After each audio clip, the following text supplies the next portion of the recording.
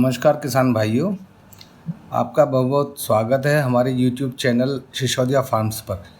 यहाँ हम आपको बताते हैं खेती से जुड़ी प्रत्येक छोटी बड़ी जानकारियाँ। आज हम आपके लिए जो वीडियो लेकर आए हैं, जो किसान बंद गोभी की खेती करना चाहते हैं उनके लिए बहुत ज़रूरी होने वाली है। हमने इसकी नर्सरी तैयार करके बुवाई की है। नर्सरी तैयार करने में हमसे कुछ गलतियां हुई जो मैं आपको बताऊंगा, जिससे कि आप वो गलतियां ना करें। हमने जो अपनी पौध तैयार की वो बरसात होने के कारण, कभी बरसात आएगी तो बारिश में पौध ख़राब होने का खतरा रहता है, तो हमने वो ट्रॉली में पौध तैयार की प्लास्टिक लगा करके। उसमें मिट्टी और गोबर की खाद भी डाली, लेकिन हमने उसमें कोई फंगिसाइड या कोई पॉइज़न नहीं डाला। इरादा ये था कि वे जैविक खेती करेंगे, मगर वो नहीं कर पाए। और होता ये है कि बारिश के दिनों में पौध को अंदर ले जाना होता है बारिश से बचाने के लिए, और 6-7 दिन में कम से कम उसको जो है 6-7 दिन बाद धूप लगनी चाहिए, क्योंकि अगर धूप पहले लगी, धूप तेज़ पड़ती है तो धूप तेज़ की वजह से पौधा सूख जाता है। जो कमियां रहीं वो मैं आपसे शेयर करना चाह रहा हूँ कि बुवाई के समय फंगिसाइड नहीं लगाया, बीज की गैप, बीज बोने की जो दूरी थी वो कम रखी जबकि ज़्यादा होनी चाहिए, और मिट्टी की मोटाई जो है, अगर आप खेत में कर रहे हो, खेत में तो मिट्टी होती है, अगर आप ट्रॉली में या छत पे भी करते हैं बहुत से लोग, लेकिन छत पे या ट्रॉली में वो इतनी बढ़िया नहीं हो पाती, उसमें मिट्टी की ज़्यादा आवश्यकता होती है। और अगर आप छत पे कर रहे हो तो उसके लिए भी शेड चाहिए, और अगर आप ट्रॉली में कर रहे हो तो आप अपने गैरेज में या बरामदे में आप ट्रॉली को खड़ी कर सकते हो। इसमें पानी की मात्रा जो है वो सीमित लगनी चाहिए शुरू में, नहीं तो इसकी पौधे की लंबाई तो बढ़ जाती है मगर मोटाई नहीं बढ़ती ज़्यादा पानी देने से, तो पानी सीमित लगना चाहिए।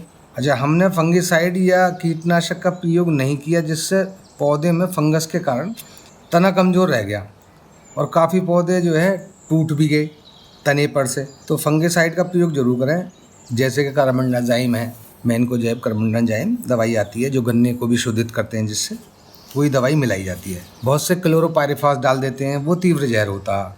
और जब पौधा 3 पत्ती का हो जाए तब उसको लगाना भी ज़रूरी है। जब पौधा बड़ा हो जाएगा तो बड़ा होने में वो सूखने का खतरा रहता है, क्योंकि उसकी डंडी जो है मुरझा जाती है धूप लगने से।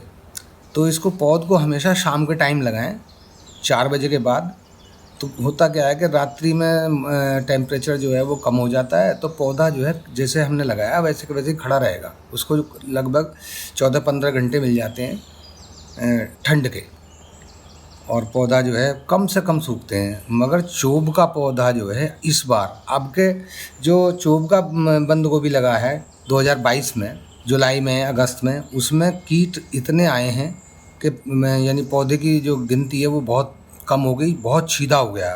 पौध का बोने में सबसे बढ़िया लाभ ये है कि अगर मान लीजिए पौधा आप फालतू बो रहे हैं तो आप जहाँ से पौधा ख़त्म हुआ आप वहाँ पौधा लगा देंगे, कम से कम सूखते हैं।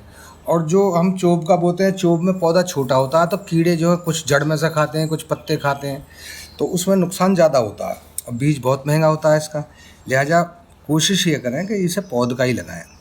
चोब का जो लगता है वो थोड़ा मौसम जब टेम्परेचर कम होती है तब ये बढ़िया होता है, ज़्यादा टेम्परेचर में पौध का ही बढ़िया होता है।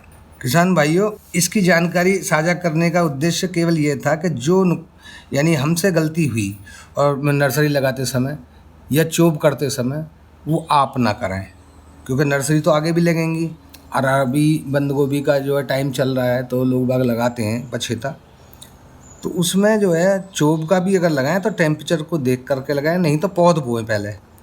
पौध के में, चोब के में ये लाभ रहेगा कि आपके पौधे कम से कम ख़राब होंगे, बीज कम ख़राब होगा। और छोटी जब क्यारी में आप पौध तैयार करते हैं तो उसमें दवाई लगाने में आसानी रहती है और बीमारी की जल्दी पता लगती है। चोब के में क्या होता है कि चोब के में जो है घास हो जाती है, घास में यही नहीं पता लगती कि कहाँ पत्ता गोभी का पेड़ है और कहाँ घास है। तो लिहाजा अधिकतर पौध से ही बोएं। और किसान भाइयों, YouTube चैनल को सब्सक्राइब करें, जिससे हम ये जानकारियाँ आप तक पहुँचाते रहें। आने वाली वीडियो में हम आपको गन्ने की खेती के लिए विशेष जानकारी लेकर आएंगे। तब तक के लिए धन्यवाद। जय जवान जय किसान।